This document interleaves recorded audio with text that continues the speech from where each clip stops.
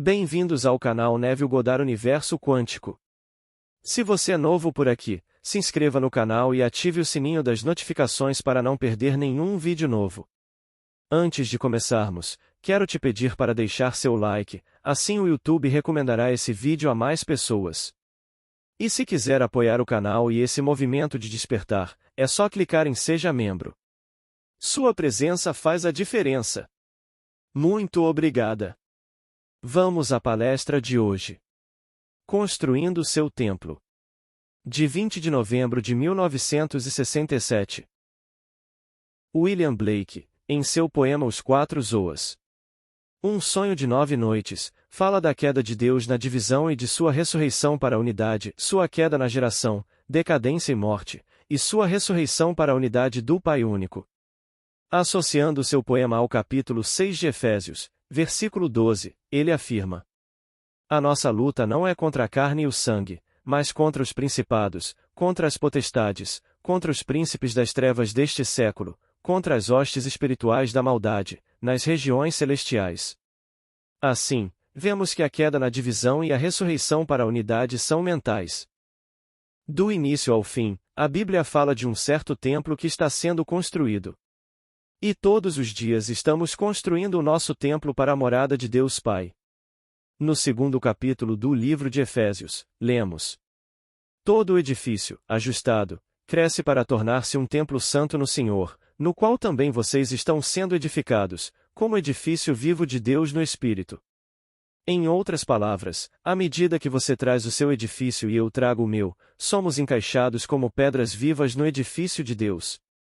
Deixe-me explicar isso com uma história que me foi contada na semana passada. Trata-se da experiência de uma senhora que é uma verdadeira dama e que recentemente teve um bebê.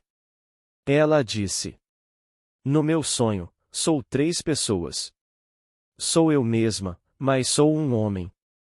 Como eu mesma, anseio por um cachorrinho verde. Transformando-me em outra, vejo meu cachorro parado entre outros. Ele brilha como o sol e, como eu ordenei, sei que tudo o que preciso fazer é esperar sua chegada.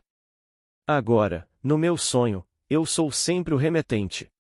Quando algo precisa ser contado, conto para outro, que sou eu mesmo, e então me torno o outro para recontar a história para o terceiro. Tornando-me o terceiro, então digo ao segundo para contar ao primeiro. Sei que não faz sentido neste nível, mas como a terceira pessoa falando, ouço a mensagem como o segundo e digo a mim mesmo, o primeiro. O cachorro é seu agora. E como o primeiro, fico muito feliz em ouvir a notícia. Novamente, como terceira pessoa, digo a segunda para dizer à primeira: Seu prédio está pronto. Tudo o que você precisa fazer é se virar para pegá-lo.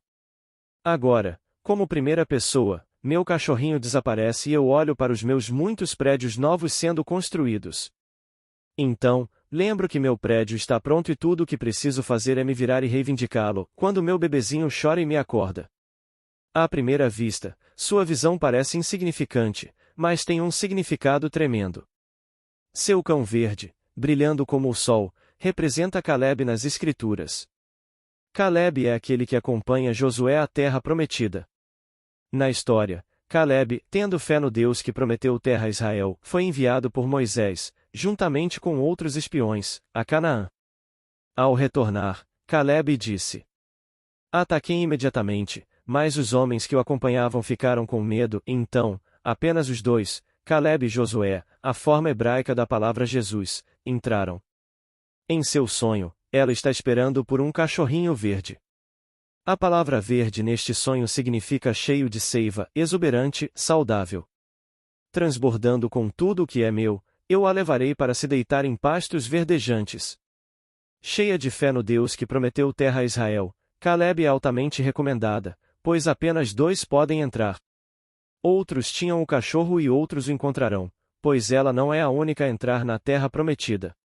Agora, quem estava esperando por seu companheiro? Deus. Como o terceiro, o segundo é informado e diz ao primeiro que o cachorro agora é dela.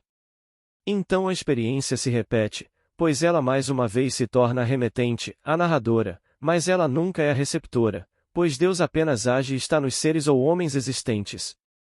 Agora, como a primeira pessoa, ela percebe que o cachorrinho desapareceu. Por quê? Porque ela já havia entrado na Terra Prometida. Ao ver a construção fabulosa em andamento, ela se lembra de que seu edifício está concluído e tudo o que ela precisa fazer é se virar e vê-lo. Há duas passagens nas Escrituras, uma no capítulo 12 de Atos e a outra no capítulo 15 de Lucas, onde a palavra grega eautou é traduzida como ele caiu em si. No livro de Lucas, essas palavras foram ditas sobre o filho pródigo.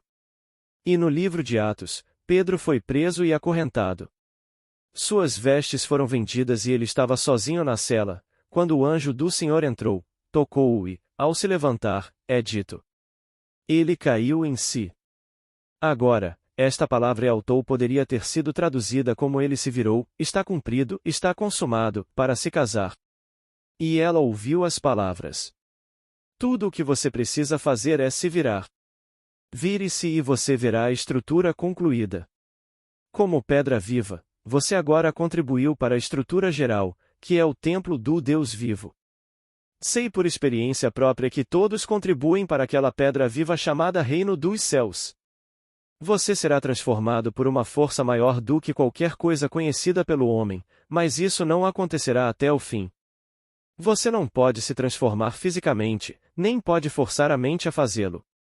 Agora, Blake nos diz: Deus entrou em divisão e esta senhora se dividiu em 3. Agora, caminhando para o fim da jornada, quando a força que aprende a este mundo for aliviada, você se voltará para ver a estrutura que seu pai construiu e saberá que você é ele. Seu templo não foi construído por outro. Aquele que começou a boa obra em vocês a completará até o dia de Jesus Cristo. Quem é ele? Eu sou aquele que começou a boa obra em vocês. Eu os provei nas fornalhas da aflição. Por amor a mim mesmo eu faço isso, por amor a mim mesmo, pois como seria profanado o meu nome? A minha glória não darei a outrem. Sua jornada está chegando ao fim, minha querida. Você teve a visão perfeita. Sua construção está concluída e tudo o que você precisa fazer é se voltar. Isso virá no fim, pois se você se voltar, desaparecerá, pois, como Paulo, você lutou o bom combate. Que ninguém lhe diga que Paulo estava exagerando, é uma luta, pois não estamos lutando contra carne e sangue. Neste momento, alguém está pisando o lagar do ódio, e, desenfreadamente, o pensamento é lançado em suas asas de sentimento. Talvez, sentado em uma masmorra esta noite, alguém esteja pisando o lagar da guerra, e algum garotinho no campo se apegue à ideia e, querendo ser um herói, sonhe em se tornar um grande general, comandando a destruição do mundo. Ele está sonhando e você não pode impedir o sonho dele. Portanto, você não está guerreando contra a carne e o sangue, mas contra os principados, contra as potestades e as forças espirituais do mal nas regiões celestiais, e o céu é interior.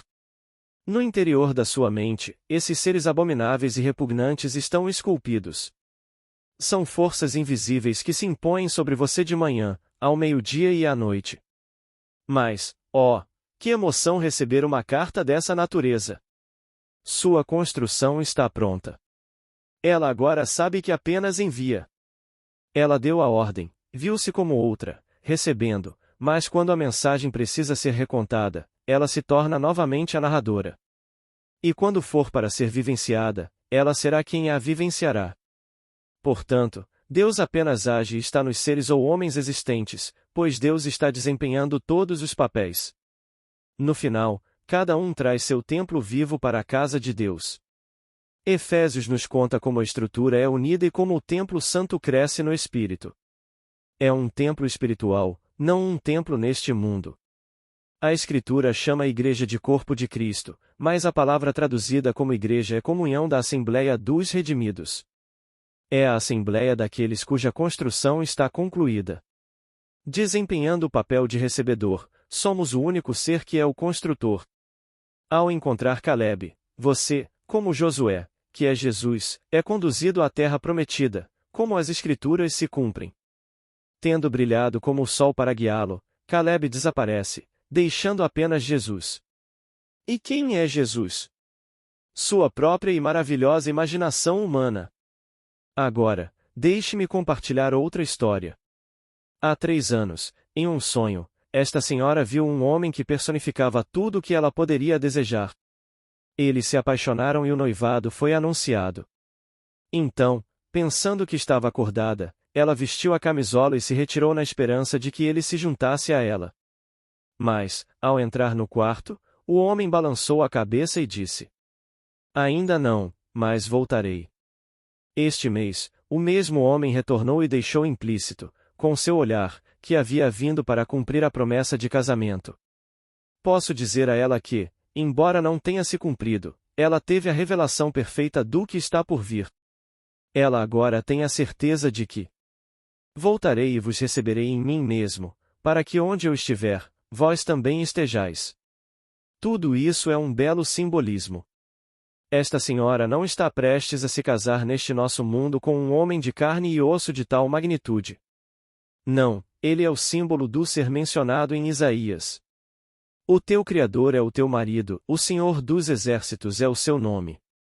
A promessa está sendo cumprida nela. E um dia ela se voltará para dentro de si mesma e se tornará aquele templo vivo do Senhor ressuscitado.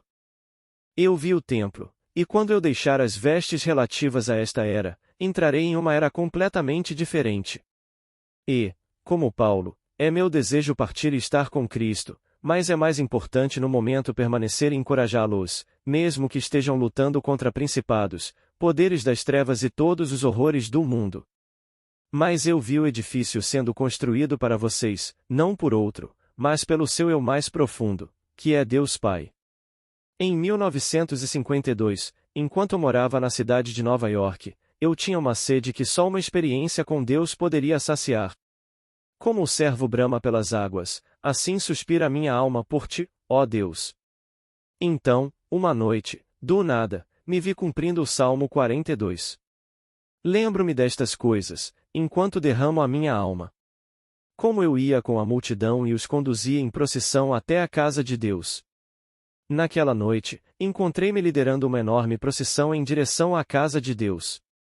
Ainda estava distante, mas enquanto eu os conduzia, uma voz soou. E Deus caminha com eles.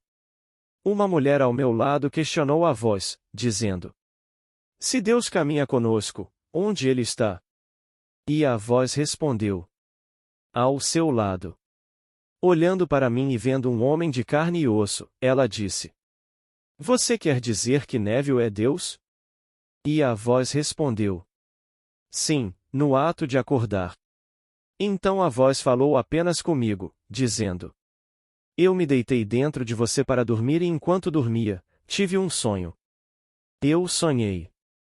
E de repente eu soube que ele estava sonhando, ele era eu. Naquele momento a memória retornou, e eu me tornei 6 vórtices, que senti entrar em minhas mãos, meus pés, minha cabeça e meu lado. Foi então que conheci o êxtase da crucificação.